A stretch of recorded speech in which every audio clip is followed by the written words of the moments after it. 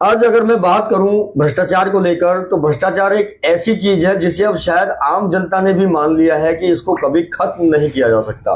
पर मेरा अपना ये मानना है एक समाज सेवी के तौर पर कि बेशक से मान लेते हैं भ्रष्टाचार को खत्म नहीं किया जा सकता, पर उसे कम तो किया जा सकता है। विश्व के अंदर काफी ऐसे देश हैं जहां पर भ्रष्टाचार है ही नहीं और वो लोग आज उन्नति के पथ पर हैं। भ्रष्टाचार होता क्यों है? उसके पीछे भ्रष्टाचार करने वाले की ताकत कुछ नहीं होती है, उसके पीछे सबसे बड़ी कमी होती है उस भ्रष्टाचार को झेलने वाली जो जनता है वो नहीं बोलती, जनता जागरूक नहीं होती। कई बार तो जनता ये अंदाजा ही नहीं लगा पाती कि ये जो हो रहा है ये भ्रष्टाचार है भी या नहीं है। एक छोटा सा एग्जांपल मान लीजिए आप कि जैसे कि बल्लभगढ़ शहर में चुनावी माहौल स्टार्ट हो चुका है, तो लोगों ने अपने होर्डिंग बोर्ड लगाए हुए हैं बिजली के खंभों पर। ये भी तो भ्रष्टाचार है, क्योंकि बिजली के खंभों पर जहां होर्डिंग बोर्ड लगाना गलत है कानून के अनुसार, वहीं अगर नगर निगम की जो निश्चित की गई जगह है वहां पर अगर आप होर्डिंग बोर्ड लगाते हैं तो वहां पर आपको एक एडवर्टाइजमेंट का शुल्क देना पड़ेगा नगर निगम को। पर नेता लोग क्या करते हैं, फ्री में उन जगहों पर भी अपने होर्डिंग बोर्ड जो है वो लगा देते हैं। तो इसका मतलब ये है कि जो पैसा सरकार के पास जाना चाहिए था विज्ञापन शुल्क के रूप में, वो पैसा नेताजी की जेब से तो निकला ही नहीं। तो ये भी तो भ्रष्टाचार है। भ्रष्टाचार यानी कि भ्रष्ट आचार, आचार का मतलब व्यवहार, भ्रष्ट का मतलब गलत, यानी कि जिस व्यक्ति का गलत व्यवहार है वो भ्रष्टाचारी है। तो मेरा मानना है कि वो सारे नेता लोग भ्रष्टाचारी हैं जो लोग बिना विज्ञापन शुल्क दिए बल्लभगढ़ विधानसभा क्षेत्र के अंदर अपने राजनीतिक प्रचार के बोर्ड लगा रहे हैं। और बाकी आप कुछ पूछना चाहें तो हमसे पूछ सकते हैं। सर, ये माई कर्मा फाउंडेशन क्या है? माई कर्मा फाउंडेशन एक वो संस्था है जो इस स्लोगन को लेकर आरंभ हुई कि भ्रष्टाचारी हमसे डरते हैं, ईमानदार लोग हमारा साथ देते हैं, और जो वीर होते हैं जो भ्रष्टाचार से लड़ने का मादा रखते हैं, भ्रष्टाचारियों से लड़ने का मादा रखते हैं, वो वीर लोग हमारे साथ जुड़ते हैं। तीन चीजें हैं जिसके ऊपर ये संस्था काम करती है।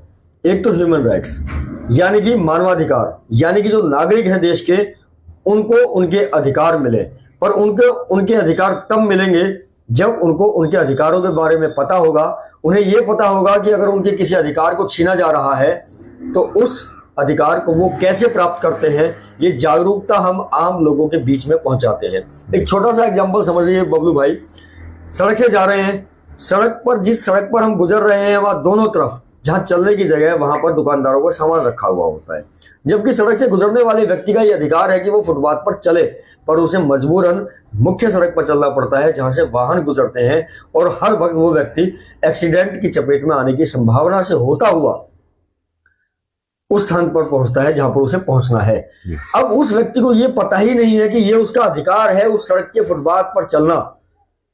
जब तक उसे उसका अधिकार नहीं पता लगेगा तो उसे प्राप्त करने के लिए कदम नहीं उठा पाएगा।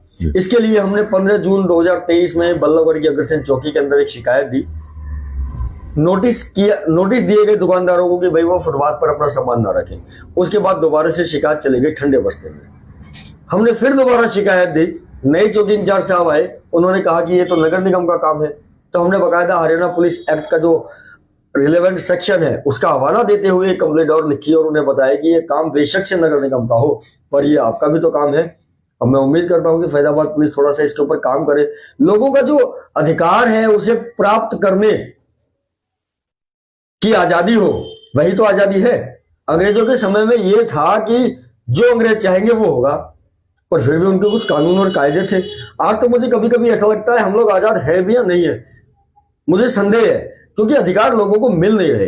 चौकी थानों में जाते हैं, शिकायत लेकर जो है मुंशी रख लेता है, कोई रिसीविंग नहीं देता। हम लोगों को जागरूक कर रहे हैं कि अगर आप कोई भी शिकायत लेकर जाते हैं किसी भी चौकी थाने में तो 2 कॉपी उसकी लेके जाए आप। एक कॉपी आप वहां चौकी थाने में दीजिए और दूसरी कॉपी पर आप बाकायदा रिसीविंग लीजिए। रिसीविंग के रूप में एक रजिस्टर का एक सीरियल नंबर होता है जिसे आम भाषा में डायरी नंबर भी कहा जाता है, वो लीजिए। लोगों को पता ही नहीं होता कि उनके अधिकार क्या है। जी सर, मैं एक बात पूछना चाहता हूं कि भ्रष्टाचार तो चलो ठीक है, भ्रष्टाचार है, लेकिन भ्रष्टाचार किस वजह से है? और अकेले एक आदमी से भ्रष्टाचार तो खत्म हो नहीं सकता। जी, मैं वही कह रहा हूं। मैं तो लोगों से अपील भी करता हूं कि वो जुड़े माई कर्मा फाउंडेशन से। जी, वो जहां हैं वहीं पर अगर उनको कुछ लगता है कि हाँ यहाँ पर भ्रष्टाचार होने की संभावना है, हमें सूचित करें। हमारी टीम आएगी वॉलंटियर्स की, वो बाकायदा जो भी उसकी लीगल कार्रवाई हो सकती होगी उसे करेगी और जिस व्यक्ति ने हमें उसके बारे में इन्फॉर्म किया उसकी सूचना गुप्त रखी जाएगी और बाकायदा हम उस व्यक्ति को एक ट्रेनिंग सेशन भी देंगे जिसके अंदर हम उसे बताएंगे कि आममर्रा की जिंदगी में कहां कहां पर आपके साथ अत्याचार हो रहा है, कहां कहां पर आपके साथ भ्रष्टाचार हो रहा है, उसके बारे में भी हम लोगों को जागरूक करेंगे। तो धीरे धीरे एक समय आएगा कि फैजाबाद के अंदर एक बहुत बड़ी अच्छे लोगों की टीम बन जाएगी और हमारा फैजाबाद भ्रष्टाचार मुक्त हो पाए या ना हो पाए पर भ्रष्टाचार काफी हद तक कम हो जाएगा और भ्रष्टाचारी लोग भ्रष्टाचार करने से डरेंगे। सर, आप माई कर्मा फाउंडेशन ट्रस्ट के अध्यक्ष हैं, हमारे चैनल के माध्यम से जनता को क्या संदेश देना चाहते हैं? जनता को तो मैं यही संदेश देना चाहता हूं कि डरने से काम नहीं होगा। अगर डर कर ही जीना है तो अपने आप को गुलाम घोषित कर दो, क्योंकि वो 1947 से पहले हुआ करता था। पर 1947 से पहले के समय में जब देश गुलाम था उस वक्त भी कुछ लोग निडर होकर सामने आए और उन्होंने अपनी जान को दांव पे लगा दिया, अपनी जान खो दी, अमर शहीद हो गए। आज तो स्थिति उस समय से बहुत ज्यादा बेहतर है। हमारे पास कानून व्यवस्था है, हमारे पास शिकायत करने का एक सिस्टम है। बस हमारे पास जो कमी है तो मात्र और मात्र थोड़ी सी हिम्मत दिखाने की और जागरूक होने की। आप सभी से मैं निवेदन करता हूं, बेशक से आप हमारी संस्था से जुड़े ना जुड़े इस बात से फर्क नहीं पड़ता। फर्क इस बात से पड़ता है कि क्या आप धीरे धीरे जागरूक हो रहे हैं, क्या आप आजाद देश में रहते हुए आजादी का आनंद ले पा रहे हैं, क्या आप भ्रष्टाचार का शिकार तो नहीं हो रहे। जी राठौर साहब, बहुत बहुत धन्यवाद आपका हमारे चैनल से जुड़ने के लिए।